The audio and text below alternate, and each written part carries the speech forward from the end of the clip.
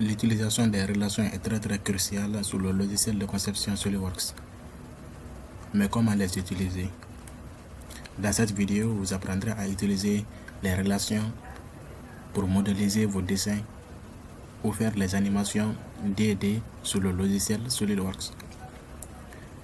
Pour cela, voyons d'abord les différents types de relations qui existent sur ces logiciels. Pour cela, je me place sur la vue de face comme d'habitude. Les relations se trouvent à ce niveau. Les relations permettent ici de créer des liens entre les entités. Mais pour l'instant, vu qu'il n'y a pas d'entité qui est dessinée, il n'y a pas de ligne qui est dessinée ou il n'y a pas d'esquisse, donc les relations sont inexistantes. Mais dès que je trace des lignes par exemple,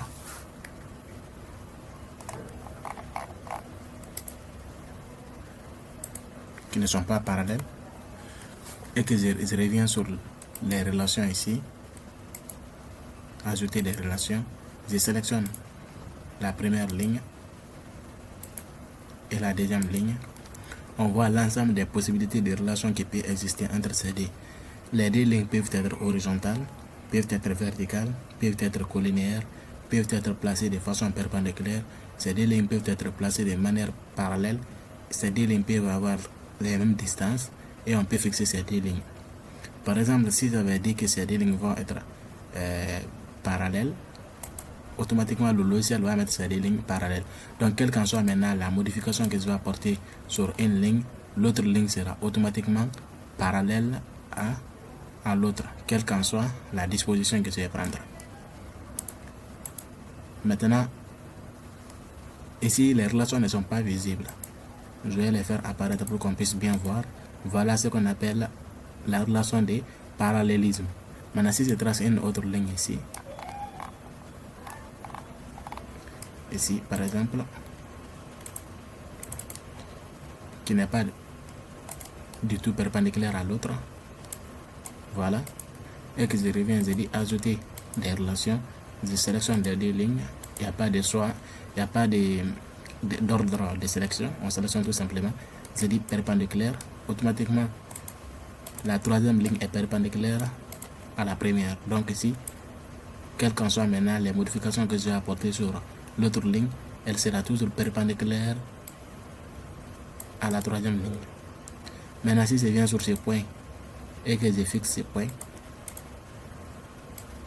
je fasse tourner, voilà ce qui se passe.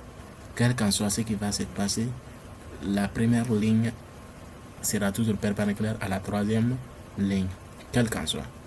Donc, vous voyez un peu, tout commence à bouger de manière très mécanique, cinématique.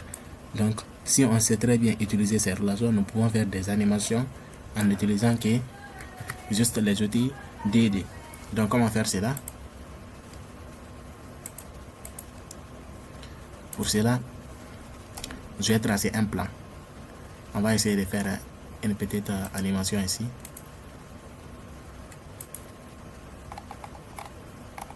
Voilà, jusqu'ici par exemple. Je vais changer le fond pour que ça soit très bien visible. Puis, voilà. Lui, on va l'utiliser comme notre sol. Donc, il va être fixé. On va mettre une longueur de 1000 mètres. Voilà. On va mettre ça en bas. Ensuite, je prends l'outil polygone. Comme on a déjà vu l'outil, je mets ici 3 pour tracer un triangle. Ensuite, je viens, je trace ici un triangle. Voilà, ça c'est bon. Ensuite, je viens dans l'outil ajouter des relations. Je sélectionne cette ligne et cette autre ligne. Ensuite, je les dis d'être collinéaires. Automatiquement, les deux vont être collinéaires. Ensuite, je dis à ce point et je prends contrôle. Automatiquement, ça va me mettre dans les relations. Je dis coïncidence. Les deux vont être coïncidents. Je peux réduire un peu la taille du triangle. Voilà. Maintenant, je peux un peu prolonger ici. et faire ça. Le bout de ligne qui est là, je peux faire une répétition de cette ligne, une répétition linéaire de cette ligne suivant l'axe X ou l'axe là. Voilà, entité à répéter, on a déjà vu ça aussi. Et puis j'augmente le nombre de répétitions. Ensuite j'inverse la direction. J'augmente, voilà, jusqu'à ce niveau.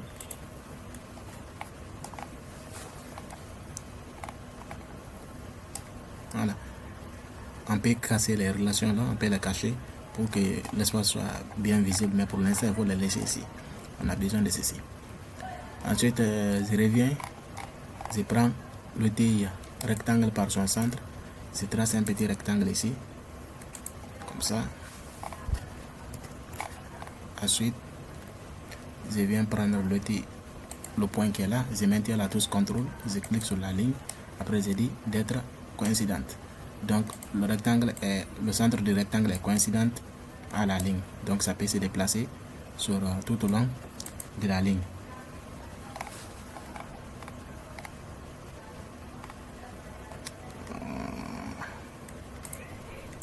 Attendez, voilà, on va créer des blocs pour que ça soit facile. On va supprimer tout ça. Bien, donc ça c'est la base. On va créer notre bloc. Pour créer notre bloc ici, on peut sélectionner le tout et puis on vient ici, on dit créer un bloc. Donc on confirme. Ça c'est maintenu ici comme un bloc, c'est-à-dire l'ensemble de ces éléments constitue ici une seule pièce. Voilà. Après, ensuite, nous sommes toujours dans esquisse sur le plan de face. On revient, on prend notre rectangle ici. Ensuite, on trace un petit rectangle comme ça là. Et ces rectangles aussi, si on veut, on peut créer un bloc avec ces rectangles là. Donc on prend ça et puis on crée. Donc ça nous fait ici des blocs. Je peux venir prendre encore l'outil relation, ajouter la relation de coïncidence entre les deux. Voilà. Donc les deux maintenant sont coïncidents. Ensuite je vais prendre une relation d'horizontalité ici pour que la ligne là soit horizontale. Et lui, je crée aussi une relation de parallélisme entre les deux. Donc je viens, voilà, parallèle. Donc le rectangle maintenant peut se déplacer sur la ligne de manière très cinématique. Ensuite lui, on peut le fixer pour ne pas qu'il bouge. On peut le fixer ici. Voilà, nous avons notre sol et un rectangle qui bouge. Ensuite, nous venons prendre une ligne ici. Bon, il ne faut pas que je crée directement la relation. Je pouvais directement cliquer ici et continuer. Automatiquement, la relation de coïncidence allait se créer. Mais vu que le but c'est de vous expliquer l'utilisation des relations, donc je vais faire ça manuellement. Je clique sur la ligne, je vais créer un bloc. C'est là que la ligne aussi est considérée comme une pièce à part. Ensuite, je clique sur le point ici et je maintiens CTRL. Je clique sur l'autre point, je dis coïncidente. Donc les deux points maintenant sont coïncidents. Ensuite, je trace encore une autre ligne. Cette fois-ci, je vais prendre à partir d'ici et ici. Automatiquement, la ligne sera coïncidente ici et coïncidente ici. Donc, elle aussi, on va créer un bloc à partir d'elle. Voilà. Donc, nous avons ici comme un petit, nous avons notre chaînon cinématique ici.